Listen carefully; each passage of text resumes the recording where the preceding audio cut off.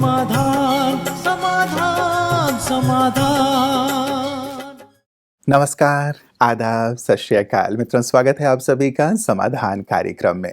मित्रों, भारतवर्ष में देवियों का सदैव से पूजन होता आया है। जब कभी धन की आवश्यकता हुई तो माँ लक्ष्मी के पास पहुंच गए, जब कभी विद्या की आवश्यकता हुई माँ सरस्वती के पास पहुंच गए, और जब कभी शक्ति की आवश्यकता हुई, युद्ध क्षेत्र में जा रहे हैं, माँ दुर्गा के पास पहुंच गए। देवियों ने शक्ति के रूप में हर मनोकामना पूर्ण की है मनुष्य आत्माओं की। और ये सारे ही स्वरूप प्रजापिता ब्रह्मा कुमारी ईश्वरी विश्वविद्यालय के ब्रह्मावत्सों ने देखा अपनी मातेश्वरी जगदम्बा सरस्वती में, जिन्हें वो प्यार से मम्मा के रूप में पुकारते हैं। आज 24 जून है, जिसे ब्रह्मावत्स मम्मा डे के रूप में मनाते हैं, क्योंकि आज के ही दिन उन्होंने अपनी त्याग, तपस्या और सेवा के माध्यम से कर्मातीत अवस्था को प्राप्त किया था। आज चूंकि उनकी श्रद्धांजलि दिवस है, स्मृति दिवस है, तो आज उनके गुणों की चर्चा करेंगे, उनकी महानताओं की चर्चा करेंगे और जानेंगे उस महान विभूति के बारे में। आइए पहले अभिनंदन करते हैं आदरणीय सूर्य भाई जी का। प्रथा जी, बहुत बहुत स्वागत और अभिनंदन है। शुक्रिया।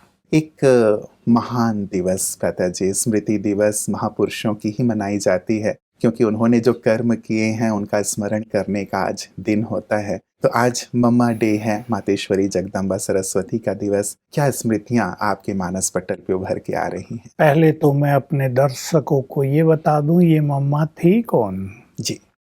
भगवान इस धरा पर अवतरित हुए 1936 में।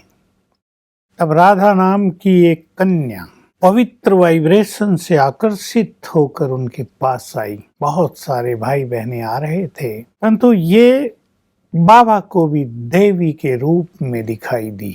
उनकी पवित्रता की झलक, उनके सद्गुण, उनकी विनम्रता, ये सभी को आकर्षित करने लगी। उनका नाम राधे था। वो आने लगी, आते आते परिवार के लोग भी आने लगे, और ये आत्मा तो जैसे ज्ञान की भंडार बनने लगी, ज्ञान को तेजी से ग्रहण करने लगी, ज्ञान को जीवन में धारण करने लगी। और बस अपनी साधनाओं के बल से और अपने सद्गुणों के प्रभाव से बाबा ने इनको यज्ञ माता बना दिया। 16-17 साल की, तब ज्यादा 18 साल की रही होगी। 16 साल की आई थी और तेजी से कदम आगे बढ़े।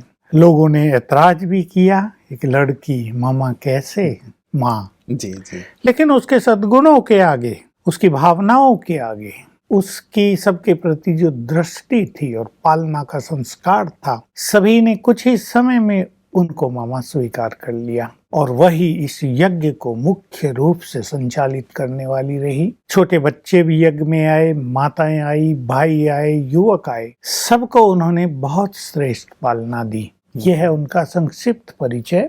ये 36-37 इसके आसपास हुआ दोनों के बीच में। मैं जब ईश्वरीय ज्ञान लिया तो कुछ ही समय के बाद मामा ने देह का त्याग किया था। तो ज्ञान अमृत 2 मास की इकट्ठी छपी थी, और जिसमें केवल मामा का चित्रण था। जीवन चरित्र, उनके सद्गुण, उनकी तपस्या, उनकी धर्म परायणता, उनकी समर्पण में था, उनका बहुत बड़ा डेडिकेशन, इसकी संपूर्ण चर्चा थी। उनके बोल, वो क्या कहती थी, तो बहुत ज्यादा प्रेरणाएं मिली। लगा कि जिस ईश्वरीय विश्वविद्यालय की मामा यानी हेड ऐसी महान विभूति रही है, वहां जाकर हमारा जीवन भी बहुत सुंदर बन जाएगा। हम भी उनको माँ के रूप में स्वीकार करेंगे तो माँ की छाप, माँ की छाया हम बच्चों पर अवश्य रहेगी। तो उनकी विनम्रता मेरे को जो बहुत ज्यादा आकर्षित करती थी मामा के बारे में, जब और बहनें भी सुनाया करती थी कि जब वो छोटी भी थी, 20 साल से कम, सवेरे 2-2:30 बजे उठ जाती थी, छत पर अकेली गहन तपस्या में लीन हो जाती थी, आत्मिक स्वरूप में स्थित हो जाती थी, और उसके वाइब्रेशंस बहुत सुंदर चारों ओर फैलते थे।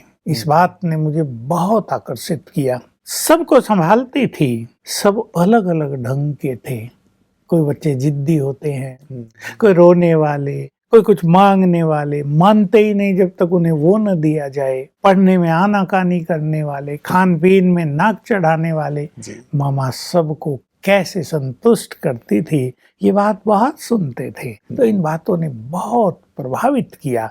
सचमुच मामा ने जब देह छोड़ा तो सबके नैन गीले हो गए थे। हालांकि प्यार बहुत था और ज्ञान और योग सीखने के बाद दुख की तो बात नहीं रहती, लेकिन भावना, उनकी पालना, उनका प्यार, मातृत्व, ये सब याद करके सभी शांत हो गए थे।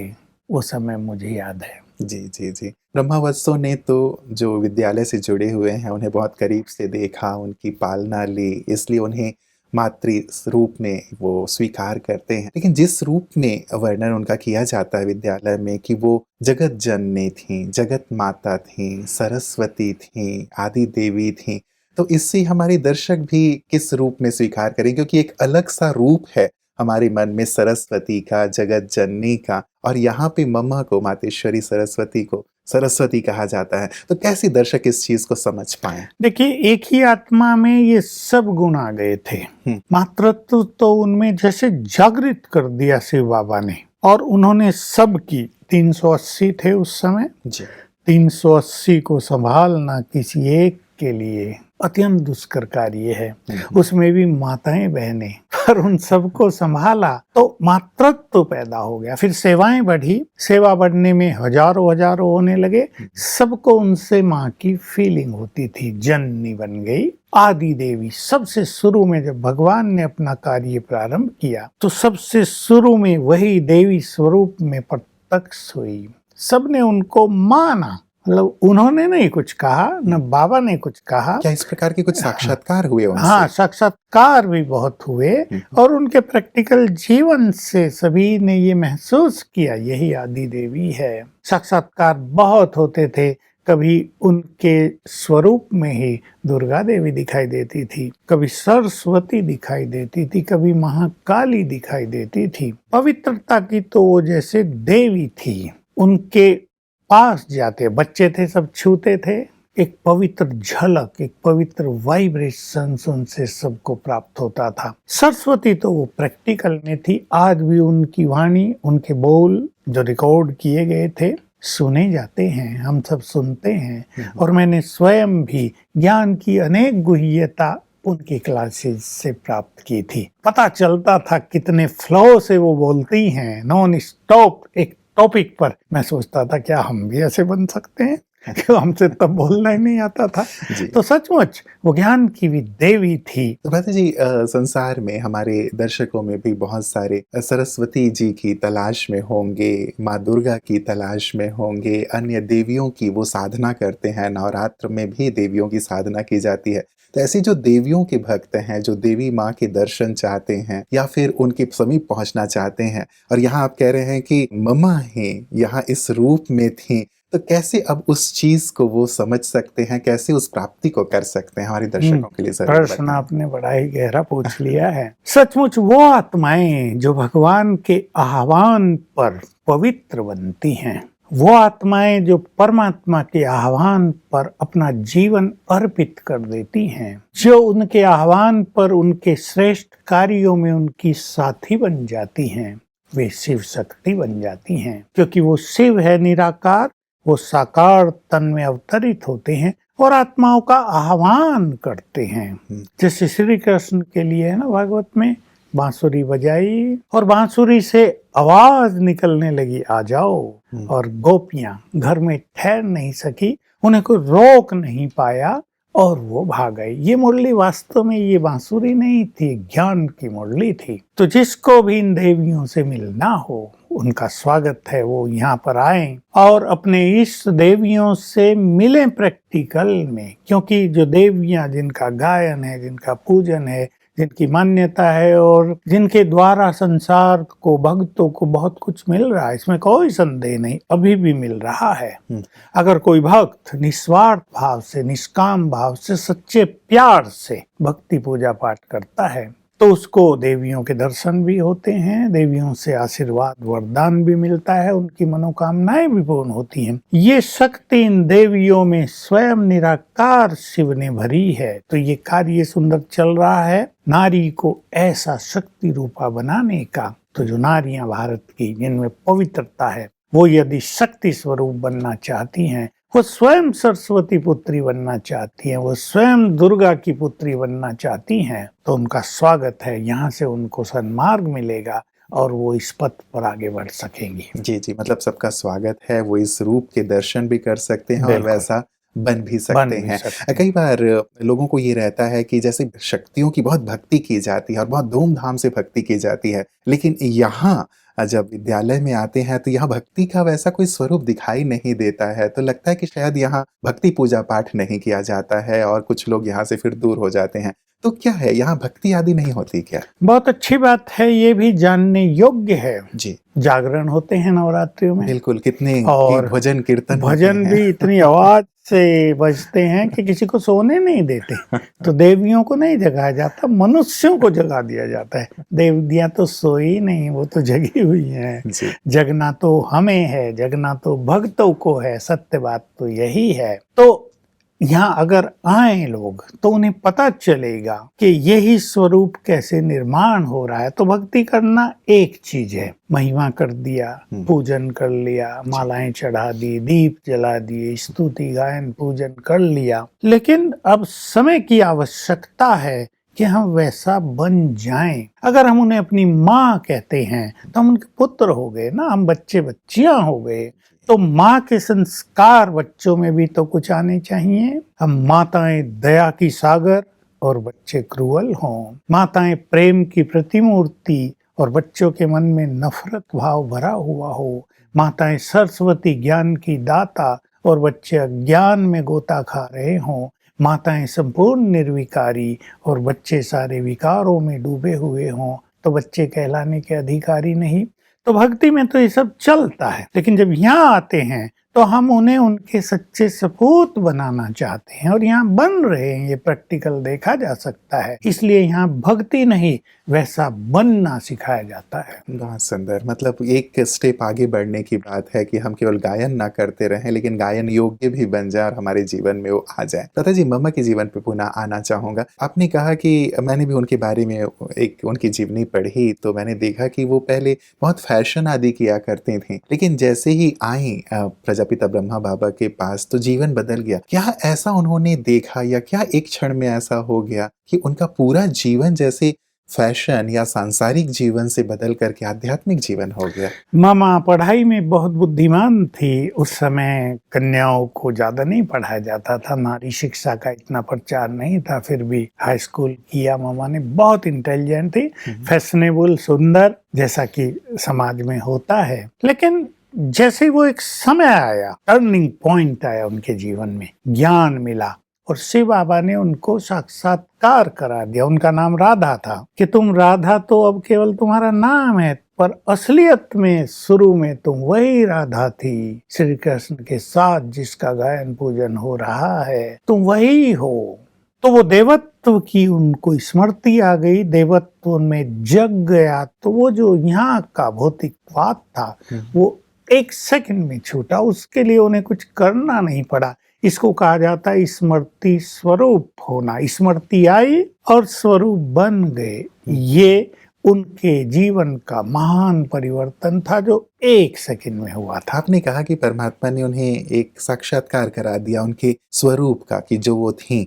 क्या ऐसा ही सभी मनुष्य आत्माओं के साथ हो सकता है कि परमात्मा उन्हें याद दिला दें कि तुम कौन हो, तो उनके अंदर की भी बुराइयां दूर हो जाए? अगर किसी की भक्ति निष्काम भक्ति रही है, अगर किसी के पुण्य कर्म बहुत ज्यादा हैं, और यदि वो ज्ञान लेता है, सत्य को पहचान लेता है और परमात्मा से निर्मल प्यार रखता है, तो उसको ये सौभाग्य प्राप्त हो जाता है। जी जी जी, तो हमें भी इस ओर बढ़ना जरूर चाहिए।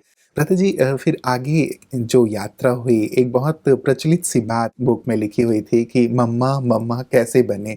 मैंने तो वो बात पढ़ी, लेकिन आपसे जानना चाहूंगा कम से कम 2-3 सुंदर बातें कि कैसे एक कन्या माता का रूप ले लिया उन्होंने, जगत माता का रूप ले लिया और सबकी माँ बन के पालनहार बन गए। केवल माँ ही नहीं बनी, महान तपस्विनी, महान त्यागी, जिसको अपने लिए कुछ नहीं चाहिए, और सबसे बड़ी चीज संपूर्ण निर्विकारी, जिसके जीवन में प्रैक्टिकल में देह भान का अंश नहीं था, आत्मिक भाव पूरी तरह से जिन्होंने अपना लिया था।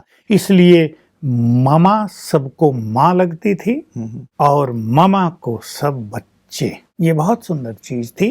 मामा के जीवन का पहला सूत्र था, जो भगवान कहे जी। उसमें कोई संशय नहीं, उसमें कोई अपनी विचारधारा मिक्सअप नहीं। जो तुमने कहा ये करना है वही यस सर। दूसरी चीज थी, उनको संपूर्ण अनुभूति हो गई थी कि ये सब कार्य ये सुप्रीम फादर के द्वारा चल रहा है, हम निमित्त हैं। ये निमित्त भाव, समर्पण भाव और करण करावनहार में संपूर्ण विश्वास, ये दूसरी उनकी महान धारणा थी। तीसरी चीज, यज्ञ को संभालने में संपूर्ण डेडिकेशन। और चौथी बात, गहन तपस्या, अपने में ही मगन रहती थी। गंभीरता भी थी तो बहुत हर्षित मुक्ता भी थी। वाणी में बहुत ज्यादा प्रभाव था। प्रैक्टिकल में जो दिखाया देवियां वरदान देती हैं, उनके मुख से सचमुच वरदानों के झरने बहते थे। ये सब चीज थी जिन्होंने उनको एक छोटी स्थिति से महान स्थिति तक पहुंचा दिया था। भ्राता जी, इसीलिए लगता है कि शायद प्रजापिता ब्रह्मा बाबा ने उन्हें यज्ञ की प्रथम मुख्य प्रशासिका बना दिया और सारे यज्ञ का कारोबार भी उनको सौंप दिया था। लेकिन मैंने सुना कि बहुत सारी विघ्न और परिस्थितियां भी आया करती थीं। आपने एक तो कहा कि इतनी सारी माताओं बहनों को संभालना, ये तो बहुत बड़ी सिचुएशन थी ही कि कैसे सबको संभाले। लेकिन कई बार कोर्ट के केस भी हुए और मम्मा को कोर्ट में भी जाना पड़ा। बहुत सारे लोग विरोधी भी थे जो मम्मा के सामने आ जाते थे विरोध करने के लिए। तो इन सिचुएशंस को, जो कि बिल्कुल ऐसा लगता था कि पता नहीं अब क्या होगा, मम्मा कैसे संभालते थे? ये परिस्थिति सचमुच आई, जितना हम वर्णन कर रहे हैं उससे शायद 100 गुना ज्यादा ही। जी जी। क्योंकि बाबा का ये ज्ञान संपूर्ण रूप से नया था। पवित्रता की धारणा थी। माताएं बहनें ज्ञान दे रही थी तो कई लोगों को हजम नहीं होती थी। वो सोचते थे नारियां और ज्ञान देती हैं। अब तक पुरुषों का वर्चस्व था। बाबा ने थोड़ा उन्हें ऐसा बना दिया था कि देहभान रहे ही नहीं, पूरी बिल्कुल एक्टिव और जागरूक स्थिति थी। तो समाज के कुछ लोग विरोध करते थे। दूसरी बात, ज्ञान नया था ना, तो ज्ञान की बहुत सारी बातों का विरोध होता था। अब पुराने ज्ञान के आदि लोग नई बात सुनना पसंद नहीं करते थे। अब भगवान देहधारी लोगों की मान्यता, पूजा पाठ, और भगवान निराकार है, वो सबका परम पिता है, वो हमारे अंदर नहीं है, वो परम धाम का वासी है, ये सब बातें कुछ नई थी। तो विरोध हुआ। मामा को शारीरिक बीमारियां भी लग गई, क्योंकि जब आबू में ये पूरा कारवा आया तो यहाँ ठंड बहुत होती थी। ठंड का इफेक्ट बहुत ऊपर हो गया। साधन नहीं थे, चाय भी कोई नहीं पीता था। यही डॉक्टरों ने सिखाया कि चाय तो पीनी पड़ेगी। गर्म कपड़े बहुत होते नहीं थे। मामा को भी कफ होने लगा, फिर वो दमे में बदल गया, तो तकलीफ होने लगी। लेकिन मामा बहुत बहादुर थी। बाहरी अपोजिशन से वो घबराती नहीं थी। इसी के लिए उनको शिव शक्ति का बिल्कुल दुर्गा स्वरूप, और जहाँ वो जाती थी, जब लोगों के सामने वो होती थी ना, लोग नतमस्तक हो जाते थे। जब तक वो उनके सामने नहीं तो गाली भी दे रहे हैं, लेकिन जैसे ही सामने आए, उनका चेहरा देखा और डिविनिटी देखी, नतमस्तक। तो बहुत बोल्ड थी, बहुत निर्भीक थी। और बीमारियों के समय प्रैक्टिकल लोग जिन्होंने देखा मामा को उस समय समीप थे, जो कहा कि मामा पर बीमारियों का असर ही नहीं था। जैसे देह को बीमारियां हैं, मुझे थोड़ा ही हैं, मैं तो शिव शक्ति हूँ, एक पावरफुल आत्मा हूँ, इससे न्यारी हूँ। तो बाबा का साथ, यानी सर्वशक्तिवान का साथ, ये नशा, ये उसका कार्य है। इसके लिए कोई कुछ नहीं कर सकता है। इसमें संपूर्ण विश्वास, जिसको कहते हैं एक के बल और एक के भरोसे पर रहना, इससे मामा निर्विघ्न आगे बढ़ती रही। सब परिस्थितियां पीछे हटती रही। जी जी जी। एक बात जिसका वर्णन आपने किया भ्राता जी, मैं भी जब वो किताब पढ़ रहा था, तो इतनी महान हस्ती जिनका बचपन से लेकर के उन्होंने विश्व सेवा की, सबका कल्याण किया, इतनी गहन तपस्या की, लेकिन जब जीवन के अंत को मैंने देखा और पढ़ा तो एक बीमारी मामा को हो गई और उसके कारण तकलीफ हुई उनको। तो ये बात समझ में नहीं आई, इतनी महान जो आध्यात्मिक विभूति है, उन्हें तो शारीरिक कष्ट संभवतः मेरे ख्याल से नहीं होना चाहिए। इसका क्या कारण? देखिए, जो भी महान विभूतियां हैं उनको शारीरिक कष्ट कुछ ज्यादा ही होते हैं, क्योंकि वो दूसरों को बहुत सुख देते हैं, कईयों की बीमारियां हर लेते हैं। जी। उसका सटिल इफेक्ट उन पे आता अवश्य है। ये हमने बहुत महान आत्माओं के जीवन चरित्र में देखा। एक सूक्ष्म बात कह देना चाहता हूँ, जब व्यक्ति योग अभ्यास बहुत ज्यादा करता है, योग अभ्यास माना ये शारीरिक योग नहीं, परमात्मा से कनेक्ट होना, तो उसका सूक्ष्म शरीर बहुत समय ऊपर रहने लगता है, शरीर से एब्सेंट रहता है। और सूक्ष्म शरीर इज लाइफ एनर्जी, उसे शरीर को बहुत शक्तियां मिलती रहती हैं। तो जब तक मनुष्य यंग है तो उन चीजों को फेस कर लेता है, लेकिन एक समय ऐसा आता है उसका इफेक्ट शरीर पे आने लगता है। तो ये सब चीजें होती हैं योगियों के साथ, इसलिए जो बड़े बड़े योगी हुए उन पर इन चीजों का इफेक्ट हुआ है। लेकिन कुछ लोग स्ट्रांग भी हुए जिनको मेडिसिन का ज्ञान था या जड़ी बूटियों का उपयोग अच्छा कर लेते थे।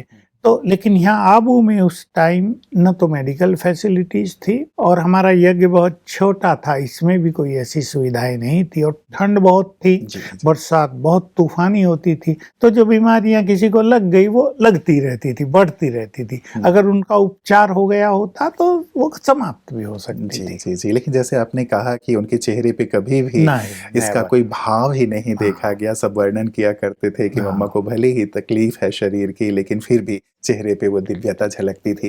क्या मुख्य शिक्षाएं उन्होंने यज्ञवत्सों को दी रहता जी, क्योंकि आज उनका दिवस है और सारे संसार को हम चाहेंगे कि मातेश्वरी जगदम्बा ने जो मुख्य शिक्षाएं दी थी, जो आज के लिए भी बहुत प्रासंगिक हैं और लोगों के जीवन को आनंद से भरने वाली हैं, वो शिक्षाएं जानना चाहेंगे। सभी के लिए मैं कहना चाहूंगा, जैसे ममा के मन में समभाव था, समान भाव, आत्मिक भाव, वो उनकी मुख्य शिक्षा थी। हम भी सब के प्रति, चाहे वो किसी भी धर्म का हो, किसी भी जाति का हो, समभाव, आत्मिक भाव धारण करें। दूसरी शिक्षा थी सदैव आज्ञाकारी बनो, भगवान की आज्ञाओं का पालन करो और आपस में भी जो बड़े हैं उनकी आज्ञाओं का पालन करो। और तीसरी मुख्य शिक्षा थी, ये सब चीजें उनके जीवन में थी, अहंकार का अंश मात्र भी जीवन में न हो। आध्यात्म का लक्ष्य ही होता है निरभिमानी बनना, मैंपन को पूरी तरह समाप्त करना, निष्काम भाव धारण कर लेना। यही मामा कहती थी, तुम भी ऐसे बनो। वाणी बहुत स्वीट हो, तुम्हारे मुख से सदैव ज्ञान रतन ही निकलते हों, सुखदायी बोल निकलते हों, ये मामा सबको सिखाया करती थी। और तपस्या पर बहुत ध्यान दिलाती थी, जोर देती थी। ये मामा की मुख्य बातें होती थी। जी जी जी। सचमुच इन शिक्षाओं को हम भी अपने जीवन में ले आए तो जीवन कितना सुंदर, सरल और श्रेष्ठ हो जाएगा। हमारी भी पूरी ही कोशिश होगी, प्रयास होगा कि हम इन्हें अवश्य अपने जीवन में धारण करें। आज की सुंदर चर्चा के लिए, मातेश्वरी जी के जीवन पर प्रकाश डालने के लिए आपका दिल से बहुत बहुत शुक्रिया। मित्रों, संसार में तो अनेक लोग आते हैं और चले जाते हैं, लेकिन कुछ लोग ऐसे होते हैं जो अपने श्रेष्ठ कर्मों के माध्यम से अपनी जो यादगार हैं वो छोड़ जाते हैं, जिन्हें याद करके मनुष्य मार्गदर्शन प्राप्त करता रहता है कि हमें भी जीवन में क्या करना है। मातेश्वरी जगदम्बा सरस्वती भी ठीक ऐसी ही महान विभूति थीं, जिनका जीवन ही सबके लिए आदर्श था, प्रेरणा का स्रोत था। जो भी उनसे मिलता था उन्हें माँ के रूप में स्वीकार कर लिया करता था, जैसे कि आदरणीय भ्राता जी कह रहे थे। और माँ के रूप में स्वीकार करके दिल से हर एक के यही गीत निकला करता था कि उसको नहीं देखा हमने कभी, पर इसकी ज़रूरत क्या होगी, ऐ माँ तेरी सूरत से अलग भगवान की सूरत क्या होगी। सचमुच वो अपनी सूरत से भगवान की सूरत दिखाया करती थीं।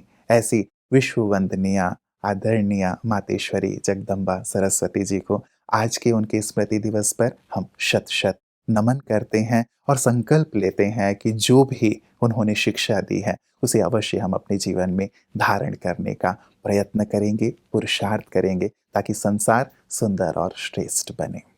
अपना ख्याल रखिएगा। कल पुनः आपसे इसी वक्त मुलाकात होगी। नमस्कार।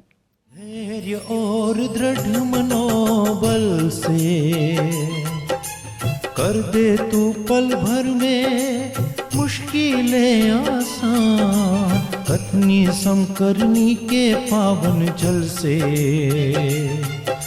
स्वर्ग बन जाएगा सारा ये जहान, सारा ये जहान। कहता है ये समाधान समाधान।